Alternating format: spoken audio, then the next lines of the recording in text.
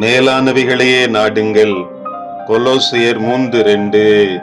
அடர்ந்த காட்டின் வழியாய் ஒரு மனிதன் நடந்து சென்று கொண்டிருக்கிற பொழுது மேலே கூட்டிலிருந்து ஒரு கழுகு குஞ்சு கீழே விழுந்து விடுகிறது. அதை தன் வீட்டுக்கு எடுத்து சென்று பண்ணையில் இருக்கும் கோழி குஞ்சுகளோடு விட்டு விடுகிறான். நாளடைவில் அந்த கழுகு குஞ்சு கோழி குஞ்சுகளோடு பழகி இந்த கோழி குஞ்சுகள் எப்படி இறை சாப்பிடுமோ அப்படியே பூமியில் உள்ள புழு பூச்சிகளை எல்லாம் கொத்தி தின்ன ஆரம்பித்து விடுகிறது. மேலே பார்ப்பதை, மேலே பறப்பதை அது மறந்து போய் விடுகிறது. அவ்வழியே வந்த ஒரு மனிதன் அதை பார்த்து கவலையுற்றவனாய் அந்த கழுகை எடுத்து அப்படியே வானத்துக்கு நேராய் பறக்க விடுகிறான். இப்பொழுது அந்த பறவையானது, கழுகானது உயர உயர பறக்க ஆரம்பித்து விடுகிறது. இந்த சத்தத்தை கேட்டுக் கொண்டிருக்கிற எனக்கு அன்பானவர்களே, ஆண்டவருடைய வார்த்தை எழுதி வைக்கப்பட்டிருக்கிறது. பிலிப்பியர் 3:19 அவர்களுடைய முடிவு அழிவு, அவர்களுடைய தேவன் வயிறு, அவர்களுடைய மகிமை, அவர்களுடைய லட்சையே.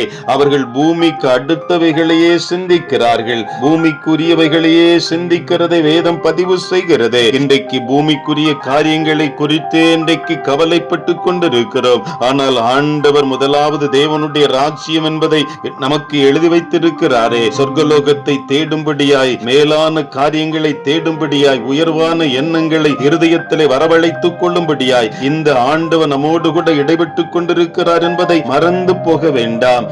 1 யோவான் 2:15-16-17 வசனங்களில் இப்படியாய் எழுதி வைக்கப்பட்டிருக்கிறதே. உலகத்திலும் உலகத்தில் உள்ளவைகளிலும் அன்பு கூறாதிருங்கள். ஒருவன் உலகத்தில் அன்பு கூர்ந்தால் அவனிடத்தில் தேவனின் அன்பு இல்லை என்பதாய் சொல்லப்பட்டிருக்கிறது. மாம்சத்தின் இச்சையும் கண்களின் இச்சையும் ஜீவனத்தின் பெருமையுமாகிய உலகத்தில் உள்ளவைகளை எல்லாம் பிதாவினால் உண்டானவைகள் அல்ல என்று வேதம் பதிவு செய்கிறது. அவைகள் எல்லாம் உலகத்தினால் உண்டானவைகள்.